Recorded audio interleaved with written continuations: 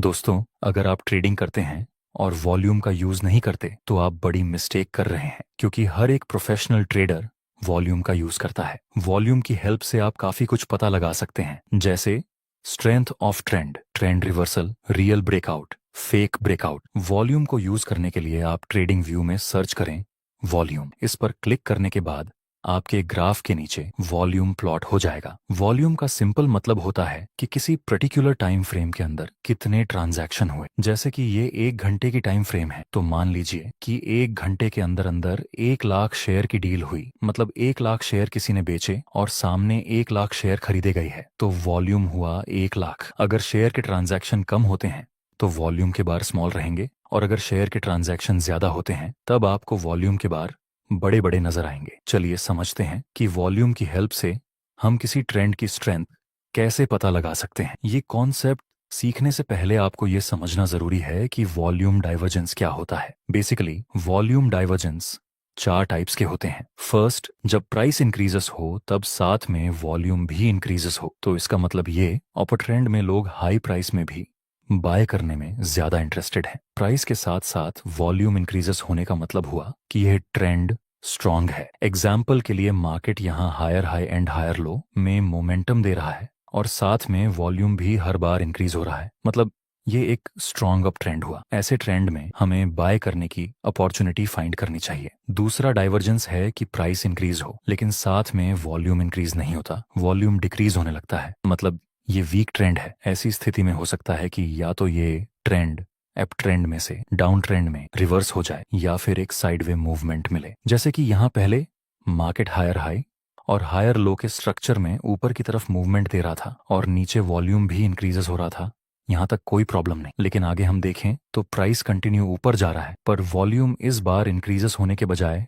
Decreases होने लगा। मतलब हो सकता है अब यहाँ हमें कोई साइडवेज मोमेंट मिले या फिर ये ट्रेंड रिवर्स हो जाए। इन शॉर्ट, अब इस ट्रेंड की स्ट्रेंथ पहले जैसी नहीं रही, ये एक वीक अप ट्रेंड है। नेक्स्ट, प्राइस में बड़ी गिरावट देखने को मिली और ये अप ट्रेंड डाउन ट्रेंड में रिवर्स हो गया। तीसरा डाइवर्जेंस है कि जब प्राइस किसी डाउन ट्रेंड में मूवमेंट कर रही हो और साथ ही में वॉल्यूम भी हर बार इंक्रीज हो की हो, तो ऐसे डाउन ट्रेंड को हम स्ट्रॉन्ग डाउन ट्रेंड कहेंगे। जैसे कि यहाँ पर मार्केट लोअर लो और लोअर हाई के स्ट्रक्चर में नीचे आ रहा था और साथ ही में वॉल्यूम भी इंक्रीज हो रहे थे, मतलब यहाँ पर लोग कम प्राइस में भी सेल करने में ज्यादा इंटरेस्टेड है। ये एक स्ट्रॉन्ग डाउन ट्रेंड हुआ। चौथा और आखिरी डाइवर्जेंस है कि जब प्राइस डाउन ट्रेंड में होती है लेकिन साथ ही में वॉल्यूम डिक्रीज होने लगे, तो ऐसे डाउन ट्रेंड को हम वीक डाउन ट्रेंड कहते हैं। जैसे कि यहाँ आप देख सकते हैं प्राइस लोअर लो और लोअर हाई के स्ट्रक्चर में नीचे आ रहा था लेकिन वॉल्यूम इंक्रीज होने की बजाय डिक्रीज होने लगा, मतलब लोग यहाँ पर कम प्राइस में ज्यादा सेल करने में इंटरेस्टेड नहीं है।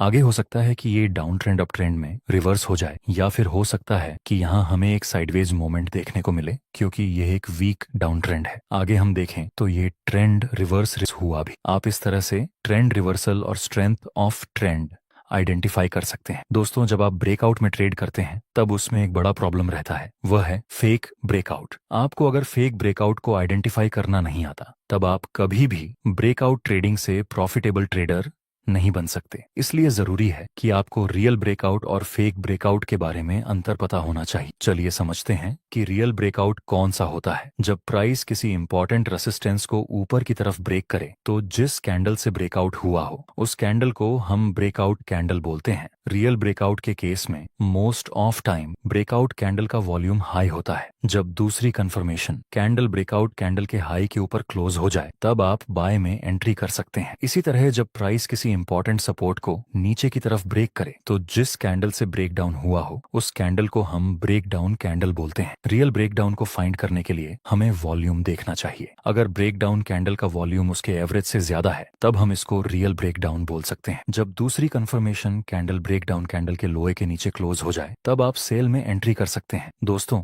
जब आप वॉल्यूम चेक करके ट्रेड में एंट्री करेंगे तब आपकी ब्रेकआउट स्ट्रेटजी की एक्यूरेसी काफी हद तक इंक्रीज हो जाएगी। लेकिन अगर आप अपनी ब्रेकआउट स्ट्रेटजी की एक्यूरेसी को और भी ज्यादा इंक्रीज करना चाहते हैं तब आपको ब्रेकआउट के बाद रिट्रेसमेंट का वेट करना चाहिए, साथ में वॉल्यूम का भी यूज करना चाहिए। कैसे, आइए समझते हैं। मार्केट अब रिकवरी मोड में है। अभी सही स्टॉक्स में इन्वेस्ट करके आप फ्यूचर के बड़े प्रॉफिट्स की तैयारी कर सकते हो, लेकिन ध्यान रहे ये मौका सिर्फ उनके लिए है जो सही गाइडेंस के साथ इन्वेस्ट करते हैं। इसलिए एक्सपर्ट जरूरी है। SIBI रजिस्टर्ड रिसर्च एनालिस्ट्स जो मदद करते हैं बेस्ट स्टॉक्स चुनने, परफेक्ट एंट्री और सही समय पर एग्जिट करने में। लेकिन क्यों अभी? क्योंकि मार्केट रिकवरी के दौरान मिलते हैं टॉप स्टॉक्स डिस्काउंट पे, जैसे सेल में प्रीमियम ब्रांड्स, और अभी ही है बेस्ट टाइम वेल्थ बिल्ड करने का। पर सबसे इंपॉर्टेंट सवाल, कौन से स्टॉक्स, कब एंट्री, कब एग्जिट, रिस्क कैसे मैनेज करें, प्रॉफिट्स कैसे बढ़ाएं? जवाब सिंपल है। यूनिवेस्ट ऐप, इंडिया का ट्रस्टेड स्टॉक रिकमेंडेशन प्लेटफॉर्म। यहाँ मिलती है CB रजिस्टर्ड रिसर्च एनालिस्ट्स की expert recommendations for equity, FNO और कमोडिटीज। और सिर्फ रिकमेंडेशंस ही नहीं, real time buy sell alerts भी मिलती हैं टेलीग्राम और यूनिवेस्ट ऐप पर। और सबसे बड़ी बात, पहले से ही 40 लाख से ज्यादा यूजर्स यूनिवेस्ट पर ट्रस्ट कर रहे हैं और ET का number 1 trade recommendations in stock market award जीत चुका है। प्लान्स सिर्फ 183 रुपये प्रति माह से शुरू, यानी दिन का देखें तो बस 6 रुपये, मतलब पूरा पैसा वसूल। मेरे व्यूअर्स के लिए कुछ स्पेशल ऑफर भी है। डाउनलोड करो यूनिवेस्ट ऐप डिस्क्रिप्शन या कमेंट में दिए हुए लिंक से, और आपको मिलेंगे 3 फ्री रिकमेंडेशंस और सब्सक्रिप्शन प्लान्स पर 80% तक की छूट। तो जल्दी से डाउनलोड करो और अपने ट्रेडिंग को नेक्स्ट लेवल पर ले जाओ। जब किसी इंपॉर्टेंट रेजिस्टेंस को प्राइस ब्रेक करे, तब ब्रेकआउट कैंडल का वॉल्यूम हाई होना चाहिए। फिर जब प्राइस रिटेस्ट करने के लिए आए, तब ये सारी रेड रिट्रेसमेंट कैंडल्स का वॉल्यूम लो होना चाहिए, और अंत में बुलिश और कंफर्मेशन कैंडल का वॉल्यूम हाई मिले, तब आप बाय में एंट्री कर सकते हैं। इस तरह से आप मोस्ट ऑफ फेक ब्रेकआउट्स को अवॉइड कर पाएंगे। इसी तरह जब प्राइस किसी इंपॉर्टेंट सपोर्ट लेवल को ब्रेक डाउन करे, तब ब्रेक डाउन कैंडल का वॉल्यूम हाई होना चाहिए। प्राइस रिटेस्ट करने के लिए आए, तब ये सारी रिट्रेसमेंट ग्रीन कैंडल्स का वॉल्यूम लो होना चाहिए। और अंत में जब प्राइस इस सपोर्ट के पास फिर बेयरिश और कंफर्मेशन कैंडल बनाए, तब ये कैंडल का वॉल्यूम हाई होना चाहिए। ऐसा होने के बाद आप कंफर्मेशन कैंडल पर सेल में एंट्री कर सकते हैं। अब समझते हैं कि फेक ब्रेकआउट को कैसे आइडेंटिफाई करना है। दोस्तों, रियल ब्रेकआउट का ठीक उल्टा होगा फेक ब्रेकआउट। जब किसी इंपॉर्टेंट रेजिस्टेंस को प्राइस ब्रेक करे और ब्रेकआउट कैंडल का वॉल्यूम लो मिले एवरेज वॉल्यूम के कंपैरिजन में, तब समझ लेना कि यह एक फेक ब्रेकआउट हो सकता है। क्योंकि आप समझिए, प्राइस ने ऊपर की डायरेक्शन में मूव तो किया, लेकिन वॉल्यूम में उतने ज्यादा ट्रांजैक्शन नहीं हुई। अब ट्रांजैक्शन ज्यादा नहीं हुए, मतलब इस कैंडल में बायर्स इतना ज्यादा इंटरेस्टेड नहीं है। जब बायर्स को बाय करने में ज्यादा इंटरेस्ट नहीं होगा, तो जाहिर सी बात है कि प्राइस नीचे गिरे। इस वजह से हम ऐसे ब्रेकआउट को फेक ब्रेकआउट बोलते हैं। उसी तरह ही जब प्राइस किसी इंपॉर्टेंट सपोर्ट लेवल को ब्रेक करे और ब्रेक डाउन कैंडल का वॉल्यूम लो हो, तब ये हो सकता है कि ये ब्रेक डाउन फेक हो, क्योंकि यहाँ भी ज्यादा शेयर्स की डील नहीं हुई। मोस्ट ऑफ सेलर्स यहाँ कम प्राइस में सेल करने में इंटरेस्टेड नहीं है। इस वजह से ऐसे ब्रेक डाउन को हम फेक ब्रेक डाउन कहते हैं। दोस्तों, कई बार आपके साथ ऐसा भी होगा कि आप ऐसा ब्रेकआउट फाइंड करते हैं जिसका वॉल्यूम भी हाई हो। सब कुछ प्रॉपर चेक करने के बाद आप ट्रेड में एंट्री करते हो, लेकिन फिर भी मार्केट आपकी डायरेक्शन में नहीं जाता और आपका स्टॉप लॉस हिट हो जाता है। सब कुछ सही होने के बावजूद भी ऐसा होता है। आइए समझते हैं ऐसी प्रॉब्लम को कैसे सॉल्व करना है। यहाँ price lower low and lower high के स्ट्रक्चर में नीचे आ रहा है, इसलिए हम यहाँ एक परफेक्ट ट्रेंड लाइन ड्रॉप कर सकते हैं। नेक्स्ट टाइम देखें तो इस ट्रेंड लाइन का ब्रेकआउट मिल चुका है, लेकिन ब्रेकआउट देने वाली कैंडल का वॉल्यूम लो है। तो हो सकता है कि ये ब्रेकआउट फेक हो और मार्केट नीचे गिर जाए। लेकिन मैं तो आपको ये सिखाना चाहता हूँ कि जब वॉल्यूम भी हाई हो, ऐसे फेक सिग्नल मिले तो उसे कैसे अवॉइड करना है। नेक्स्ट टाइम देखें तो प्राइस ऊपर 1-2 कैंडल्स बनाकर बहुत स्पीड से गिर जाता है। जहां से प्राइस गिरी, उस लेवल को हम रेजिस्टेंस की तरह मार्क कर देंगे। ये रेजिस्टेंस पहले भी एक बार काम कर चुका है। नेक्स्ट, प्राइस फिर से इसी ट्रेंड लाइन को ऊपर की तरफ ब्रेक कर देता है और आगे देखें तो प्राइस उस रेजिस्टेंस को भी ब्रेक कर देता है जहां से प्राइस ने 3 बार रिएक्ट किया था। दोस्तों, अब यहाँ एक अपर ट्रेंड की शुरुआत हो चुकी है,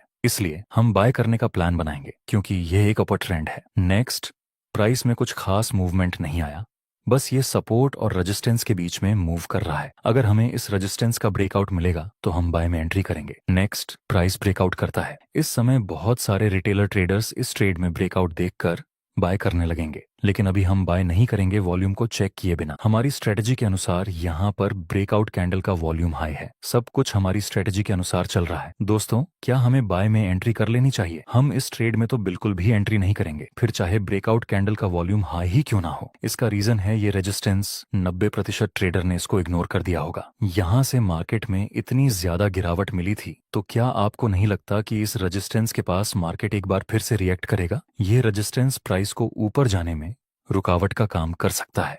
इस वजह से हम यहाँ बाय में एंट्री नहीं कर सकते। नेक्स्ट हम देखें तो प्राइस एक शूटिंग स्टार बनाकर तेजी से नीचे गिर गया। जब यह कैंडल बन रही होगी तब भी बहुत सारे लोगों ने चलती ट्रेन में एंट्री कर ली होगी और उनका भी यहाँ पर स्टॉप लॉस हिट हो गया होगा, लेकिन हमने थोड़ी सी कॉमन सेंस और धैर्य का यूज करके अपना लॉस बचा लिया। ब्रेकआउट में ट्रेड करते समय इंपॉर्टेंट सपोर्ट रेजिस्टेंस जरूर चेक कर लेना चाहिए। दोस्तों, अगर आपको इस वीडियो से कुछ नया सीखने को मिला हो तो एक लाइक जरूर कर देना।